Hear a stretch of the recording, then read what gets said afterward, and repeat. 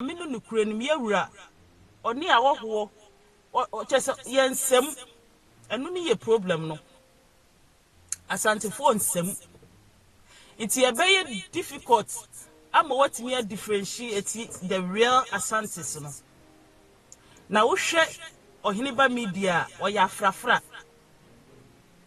na se be ya nkuafo ni bia ebe sum ye wa Asante na ebia na se ne sum wa Asante no eye na adwin se oye de hye no do Oheneba ne to ne ho so inti Oheneba media na muhunu no oye na se no eye Asante nkuwa na ye de omugogu ahimfie na no mo sum ni bi inti ono ene wa baba to se ne papa esum anase ne nana bi sum wo manhia na adweye ne se oye Oheneba ana okofa edin Oheneba ne to ne ho so ana blogging die se eno ana Ghana fo na empebre no eye didie na ode media ka ho ana obeye Oheneba media inti mu hu ni se wa frɛ ne ho Oheneba media na sabi otimi ko manhia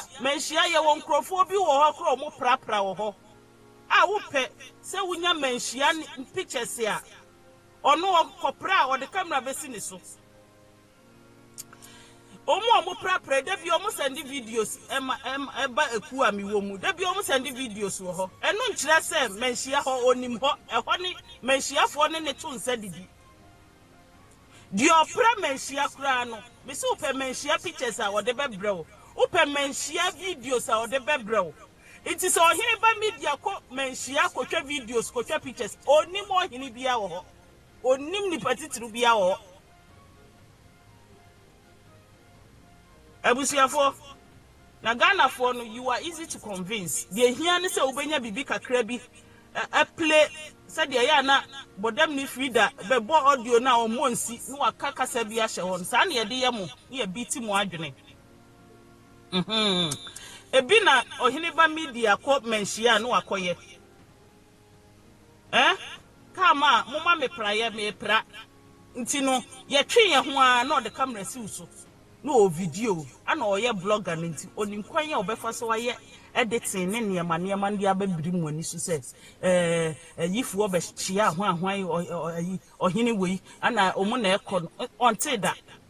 sa game na obe play first one to say there sa Priscilla efunu yire ne na busua ne makochia manhia enye no kreda de oya ne se onya omu prapra no hono mu a enya omu a eja ka ma oye yi me mo fa mama me mpra bi enti wachi na ekwa no watwa wanim na eba no watwa no wasama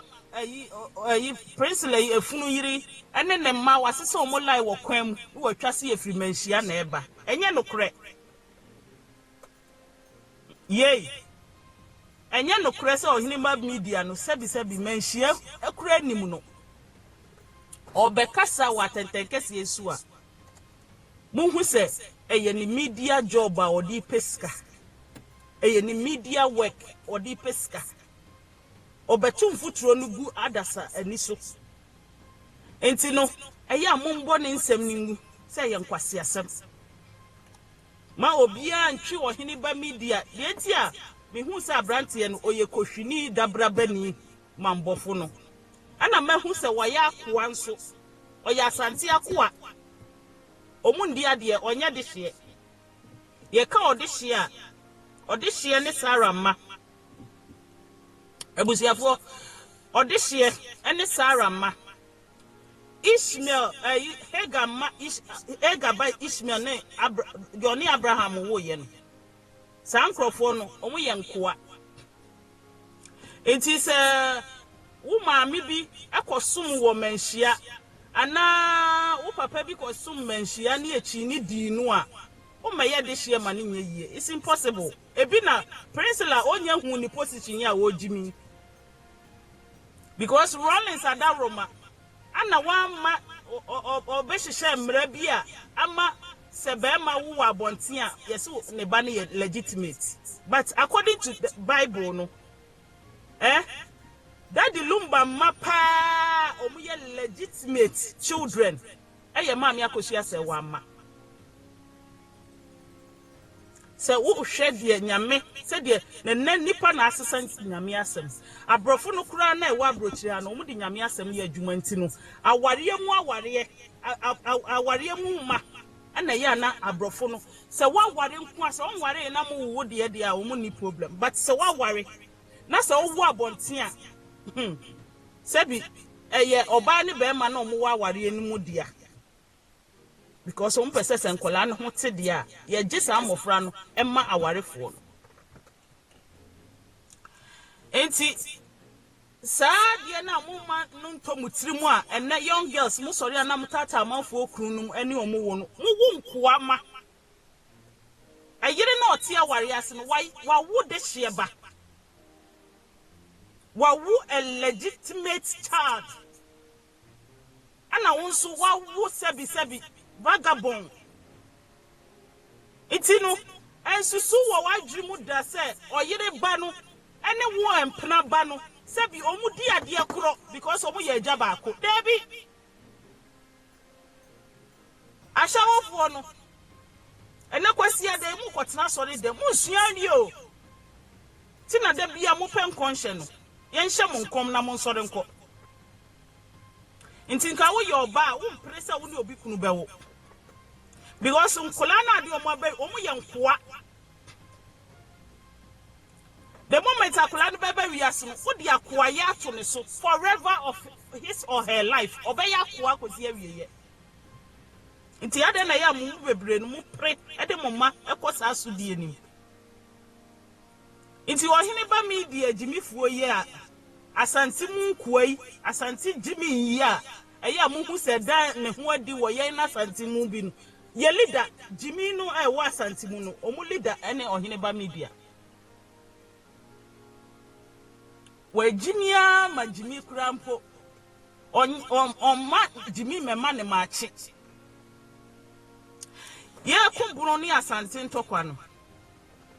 the moment sika ba mu na Oheneba o turn the birth right okay so who so be turn the birth right and an writer who say nipa no ya akoa ne background no be check akono no ya akoa nko no hu ne ho so ye de hye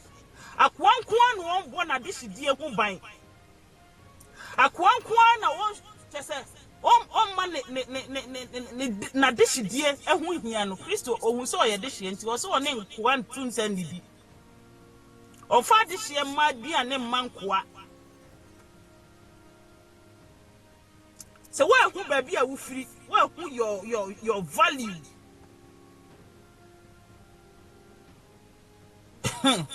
ube jeje ho amankwase asem enti Oheneba media kwase asem ebe leading into trouble big one so obi problem oba obi so Oheneba media obia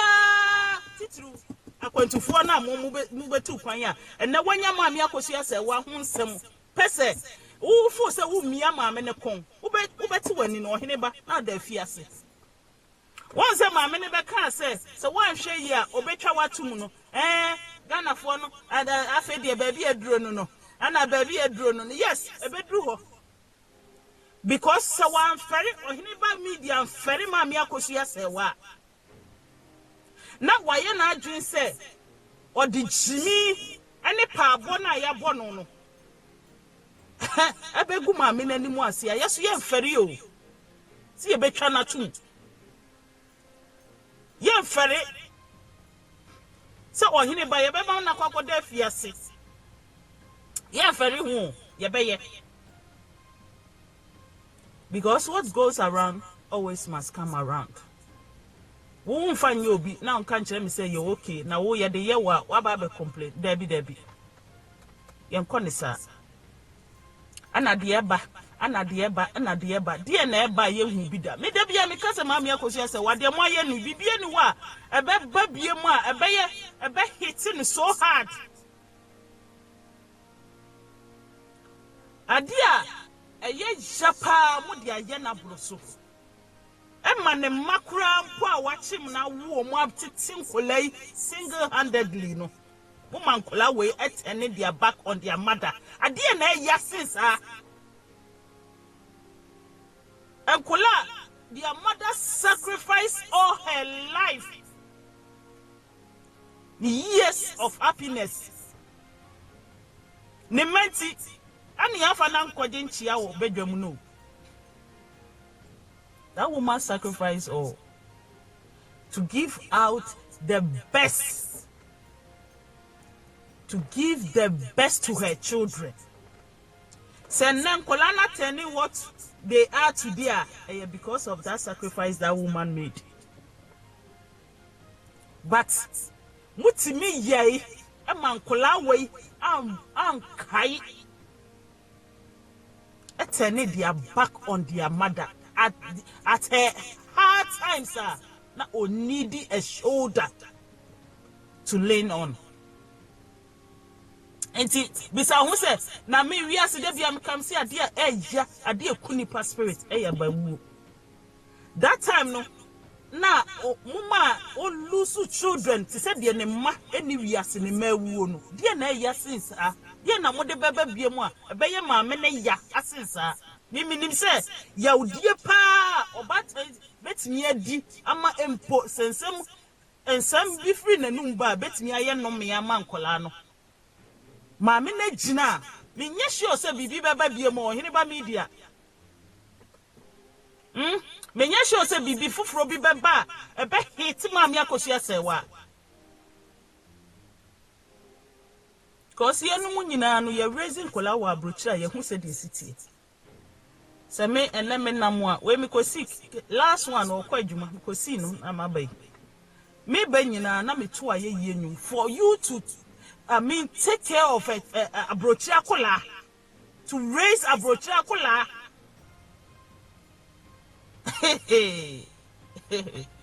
Me ba jira be to aye ye nyum sam si Ewurade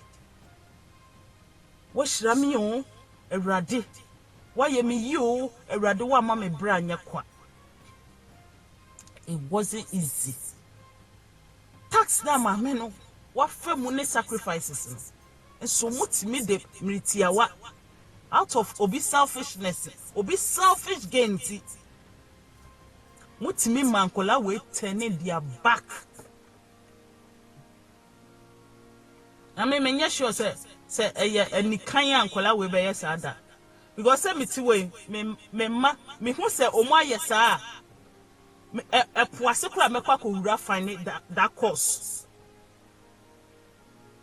Me se me hu se me ma tene dia ba me se poase a baabi a nipa ne de nkola ne ko ye ma nkola ne yesa me wura hobi me do here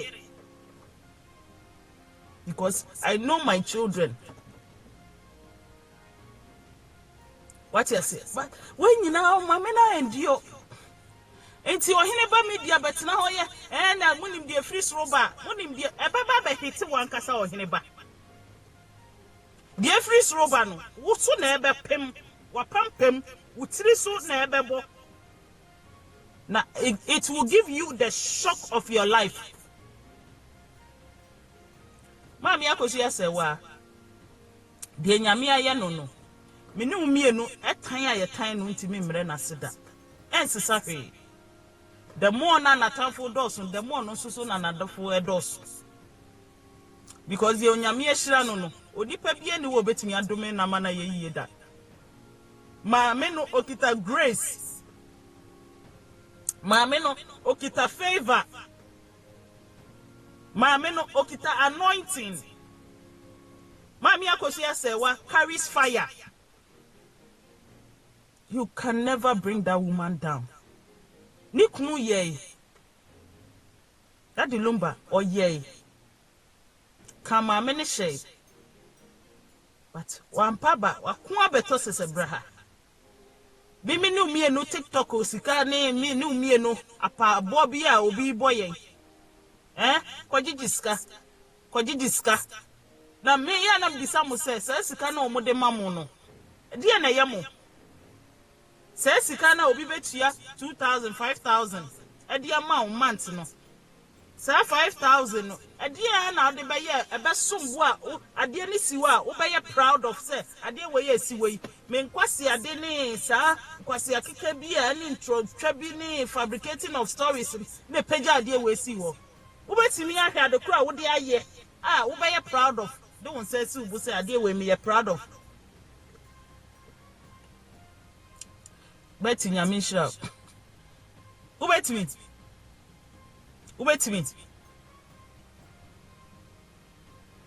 sa taku sempoa na obi atam de amaw na wabetena se se me hyede atwantro agu obi animu ase me hyede atwantro se de court no na wana ka kire mo se court no media isu nsem no mo de hwe e de akọ ene no mo agimi papa na ni se yesi courtroom because me kura metimi aye judge metimi adi asem no by media. Me who say court na appeal na o mo beko no mo bota ye tade we yachi a mo di jimia ne say sa ensem na mo ba keka no sa na mo ye first one no ayi sa bodam ni no frida no adwene a mo di ya ne say de Ghana fo ajimi ye mpanifo ni so bebre na ajimi no de o mo ba keka no ye mpanifo ni betie ana o mo betena media ne so say o mo ba keka nsem de enim na o mo de asem a mini case no ebi no mo say ye chese mo sheda say mo ba be keka nsem ehu na mpanifo ne ti a asem a mini case no case ni ye didi daw case we osoro wadi case ne didaw enu a na menya confirmation wadi didaw case we ye didaw enti dia ose o meka se de omo asi edi no osoro no o meka ne se de asitie no sa nipa na obehunu amane me de ya na owuo de mempe na emom obetena ne toilet mu no watena ne dwonso mu obeni aboa adwonso no ho ansa no wakananum asem enti de mo ye no Oheneba media wo ye bema se me na me da wachi a honestly kwase asem na ya obet keka no akotena TV so no akotena radio so wa be wo life so o sorry a odikan ye se me nko obi a life oboa Oheneba media life bebrebe me life kura wa basope me nko obi a life so oboa se opeso odi adini tum framamu a kwan bi obefa so odi betum framamu no odi tum framamu enti wo pay justice amama me Akosua Serwaa unfollow that foolish boy unfollow him sa ne kwans ni sika na opesa oji wo media ne so no montwe mo ho free Oheneba media ni bibia wo internet ne so na moma ashawofo no en continue no omu follow no obi biara Odo ma me Akosua Serwaa me ka kire se wo follow Oheneba media e wo YouTube any account ba bia wo bia na right now no go and unfollow him news bia ni wo de to a eye no kre news bia ni ho a Oheneba edit to a eye news a papa eye fake munko unfollow no munya na chidie munya ni videos hwe me say ma me Akosua Serwaa followers loved ones fans se muye 50 kura na munya ne hwe munya ne follow ye hia such a person say ye betie ni news mesramo da bia na me wasam bia me ka say se wodo obi a wo yamu mu kan se mu wa yamu anyina wodo no wa yamu a wo bibia me hu se sabi odo a me de wo mama me Akosua Serwaa no sabi me ko gina jimifuo bi ti se mrante ehene enko explain me hoda I will never call him a brother inti mu a mutimi gina ha no da bia wo be hinhim You need to be firm. Know where you stand. Manipa hunu ujina bia, jina honsu pinti because no kure ohun. Bet me actually or time bro. Bet me am walusu niama bebre, but the end no. Ye wushu ye nyina no ubenya no multiple. So wujina no kure mu a. Now we see hana mi jina ahansu mi nim say ye no kure. Me tri wa me for e wo de mi jina ho a. Nipa nyina betwe ye ho aheti ukura jina ho na awie no ade a wo behwiri nyina no ye bo ho ma wo.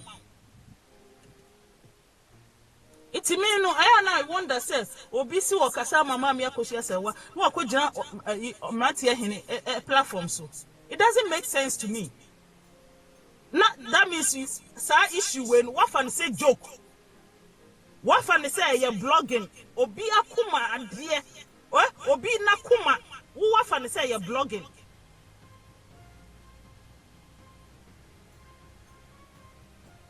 Court na mo betako na mo ayire mo ho kwan me si asem ne ye die wie o mo adwuma na mo ye na emfa because osoro wadi asem we ye wie na empanifo ne ye mistake no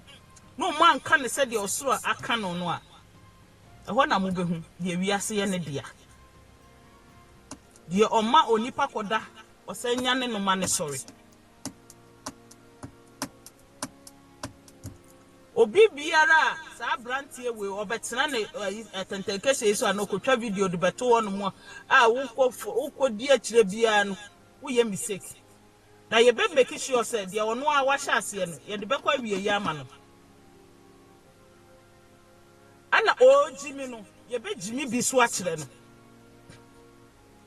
otegana sese obeti nani no ni ye friend say omra court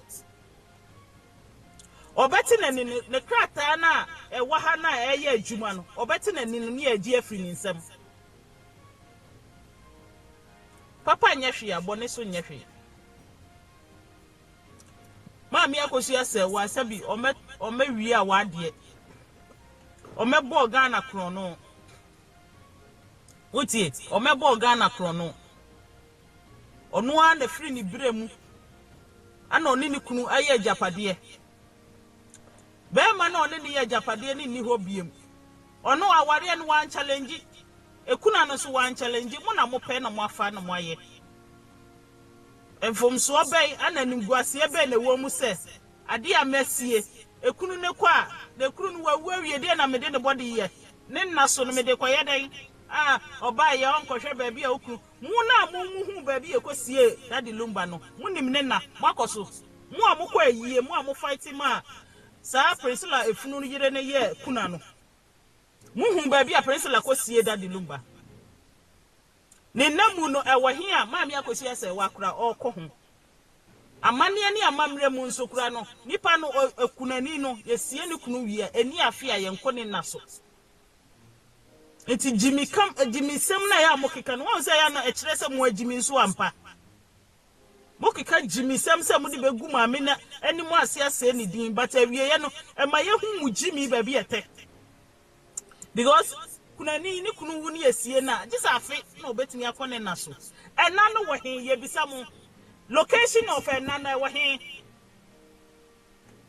ebusu apanyin fa na ne efunu ne mra no aba betena UK a wadwane na pakoso hene yesrew papa nana bomodi agi wufunu amamnie ni amamre kwanso gi efunu no na beye kura amanie ni amamre kwanso no se judge say aware no efie de no no wode yeye se di asem we Mami Akosua Serwaa asem we dini amanie ni amamre kwanso dini ahimfie pakoso hene mene Mami Akosua Serwaa nkam di asem we be kwakoda pakoso hene pakoso hene tinase ohene ba media ni Jimmy no ofa mra o mekire wo wase tinase ne di o bana sema no tete no na ahemfo ne di asem tete no na asem ye de kwa ahemfie nsem se no ye de kwa ahemfie ye law ene mra yi se beboa ma court no nso so aboa ahemfo no ene court kura na etwa ntro Iti mommy and go back. Mo franco Akosua Oheneba. Na yemfre Prince Lano, yemfre Mami Akosua Serwaa. Na mundi asem. Because court no, I am omo politics. Weba power no abeyi nti omo na gu politicians na gu asem we obi obeka senya politicians me say ye NDC na ye adwuma we na de wie nesa koto aba man kwasiafo we NDC no wie nesa koto aba kasa wo pe justice ana ye pe justice na 2028 sa koto aba e man kwasiafo we justice any corruption e be free country ni mu a